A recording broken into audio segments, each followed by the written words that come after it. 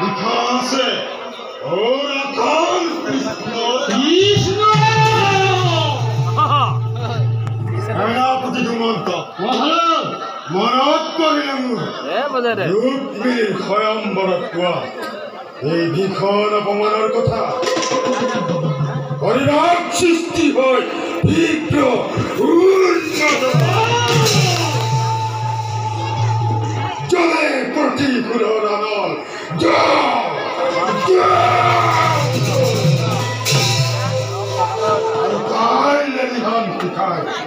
সাৰ খাৰ কৰিব খুদে আমাগ্ৰ ধৰম ভীষণ অপমান পাল সেইদিনা কৃষ্ণৰ বাবে মই প্রতাপী মহাশক্তিমান শালবন সমূহ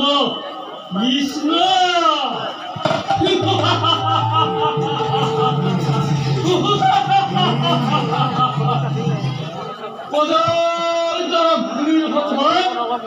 তিনি মন্ত্রীর সদৃশ মহারাজ পাও যদি আদেশ আপনার কৃষ্ণ আর পান করার পরে মহারাজ তোমার দুর্জয় বীরত্বর ক্ষমতা মোৰ নহয় আবিলি প্ৰতিহিংসা পুৰাবৰ হেতু আজি মই অতিকে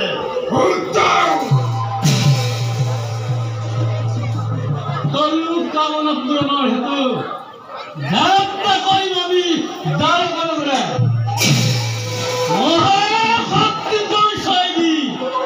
মহাশক্তি পরিচয় দি যদু বংশ ধ্বংস করিবে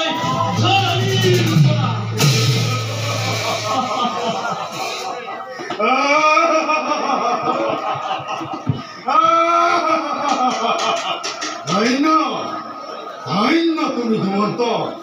উপযুক্ত সেনাপতি তুমি এই শালবনীপতি কিন্তু শুনা সেনাপতি সামান্য নুহে তুমি এই দুৱাল কৃষ্ণ মই আৰু চাতুৰি কৰিলে আৰম্ভ নোৱাৰে একেবাৰে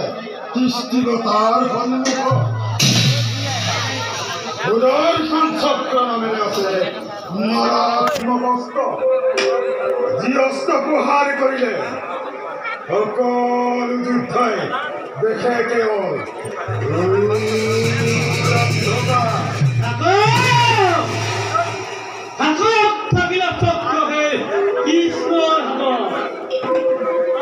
মহারাজ এই যুবন্ত অস্ত্র মহারাজ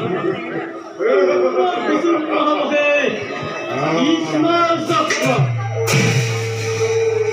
ভক্তি বুদ্ধি বিচক্ষণতা আপনার সমপক্ষ নাই কোনো শিশুপাল জনখণ্ড দংশচক্র আদি বিপত্তিগণের সঙ্গে একত্রিত হয়ে করু যদি আমি দানবাপন তোমার জন্ম কৃষ্ণয় সম্মুখীন এই কথা অস্বীকাৰ নকৰিছিলাম কাৰণ জৰাসন্ধৰ ভয়ত স্তমান হৈ আশ্ৰয় নলগে কৃষ্ণই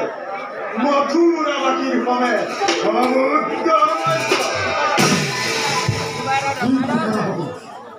কাল যৌৱনৰ দৰে পৰাক্ৰমী বীৰপুহি নিৰ্মমভাৱে ঘটালে পতন কৃষ্ণই আজি বজ্ৰঘাত কৰিছে আমাৰ অদ্বিতীয় মহান পুৰুষ জগতক দিয়ে পৰিচয়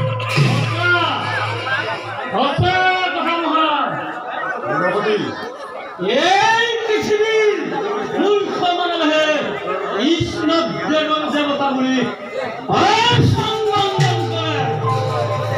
আৰ বলি অনাৰ্য গল্প বলি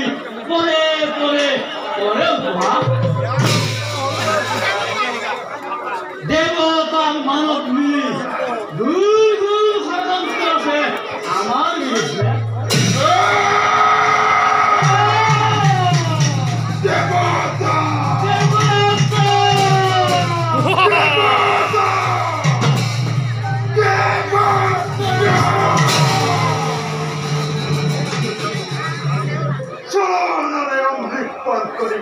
লভি অমৰত্ব উচ্চ কৰিছিল এই হেতু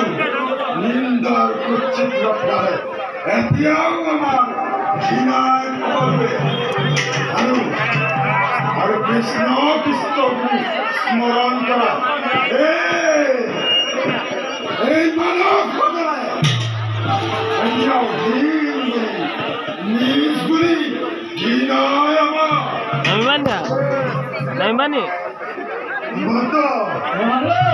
উত্তপ্ত শৰীৰবোৰ কৃষ্ণৰ ৰক্তেৰে কলিঞ্চিত অভিমানী দেৱতা দাসত্বৰ শৃংখল এই যৌৱনবৰ বিজয় নিচান কৰি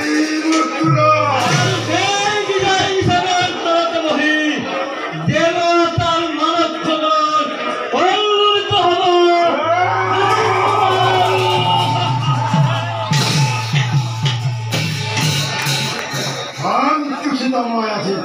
তোমাৰ বাক্য এনেদৰে সকলোকে কৰিবা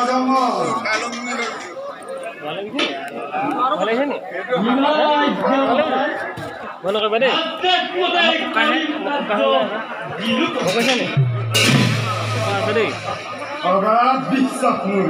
তোমাৰ যুৱাবো বল শুনাব এবে যাওঁ আমি পৰৱৰ্তী কাৰ্য